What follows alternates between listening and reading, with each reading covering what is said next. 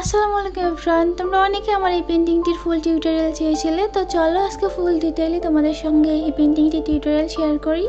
অবশ্যই স্কিপ না করে ফুল ভিডিওটা দেখবা। তো চলো কথা না বাড়িয়ে শুরু করা যাক।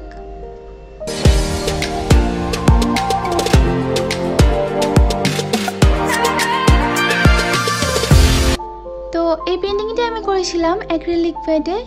আর এখানে আমি কি কালার ইউজ করেছি তোমরা ভালোভাবে দেখে নাও।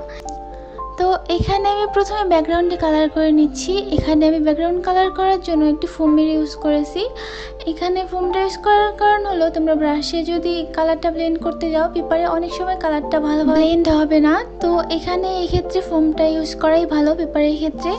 তো এখানে আমি কি কালার ইউজ করেছি তোমরা দেখে নাও। আমি একটার পর একটা কালার ভালোভাবে ফোমের সাহায্যে মিশিয়ে নিচ্ছি আর এরপর এগুলো ব্লেন্ড করে নিয়েছি।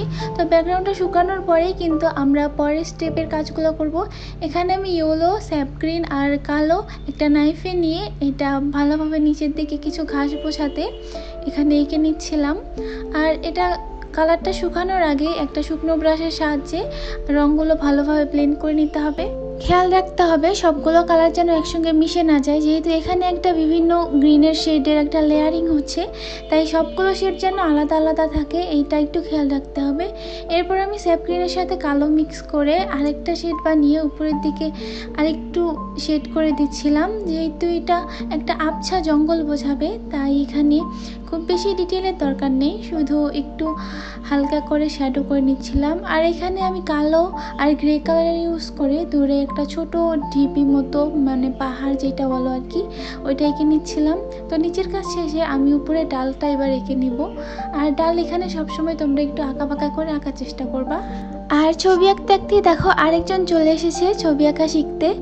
তো এখানে ডাল আঁকার জন্য আমি কালো রং ডিরেক্টলি ব্যবহার করেছি এবং এর উপরে আমি হাইলাইট বোঝাতে, যেহেতু নিচে একটা লন্ঠন থাকবে তাই হাইলাইট করার জন্য এখানে ইয়েলো আকার ইউজ করেছি। আর এখানে ইয়েলো আকারটা কয়েকটি শেডে একটু মিক্স করে এখানে আমি গাছটার লাইটিংগুলো করে দিয়েছি।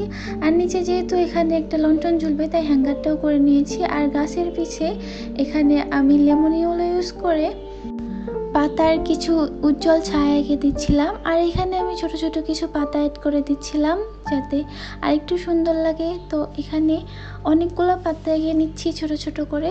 কিভাবে আঁকতেছি সেটা তোমরা দেখে নিও, খুব বেশি কঠিন না, তোমরা একটু মনোযোগ দিয়ে দেখলেই শিখে নিবা।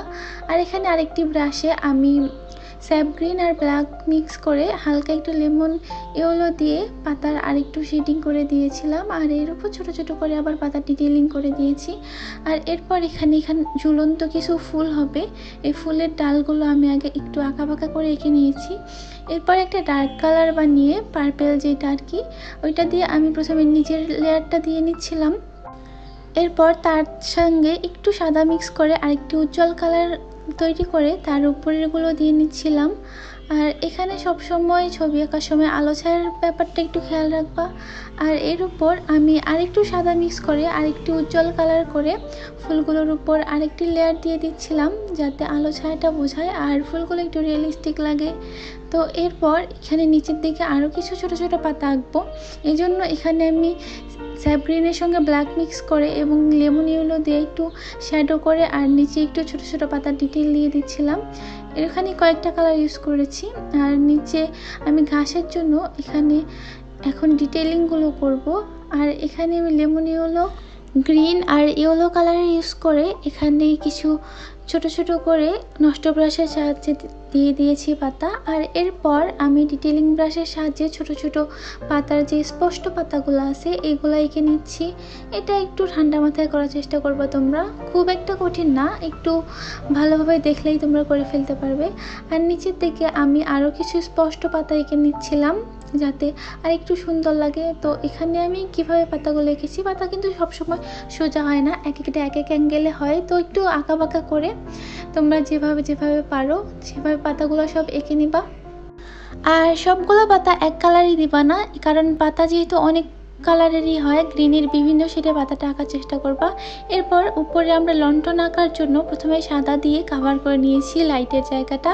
আর এর উপরে আমরা ইয়েলোর সব থেকে হালকা শেডটা দিয়ে এটা ভালোভাবে ব্লেন্ড করে নিয়েছি, কারণ নিচে ব্যাকগ্রাউন্ডে অন্য একটা কালার ছিল, সাদা না দিলে ইয়েলো কালারটা ঠিকভাবে ফুটে উঠবে না।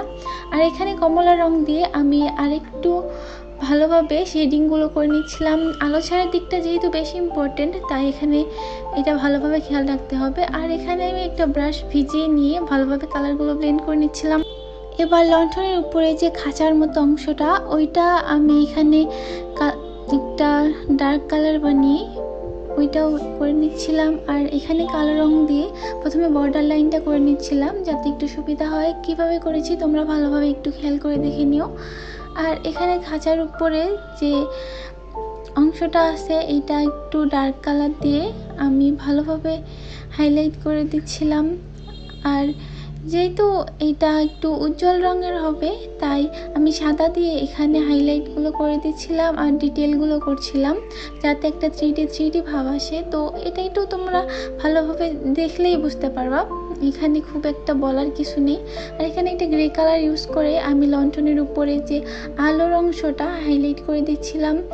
তো লণ্ঠনটা আঁকা আমার শেষ। এবার আমি ফুলগুলোর একটু ডিটেল করে দিচ্ছিলাম।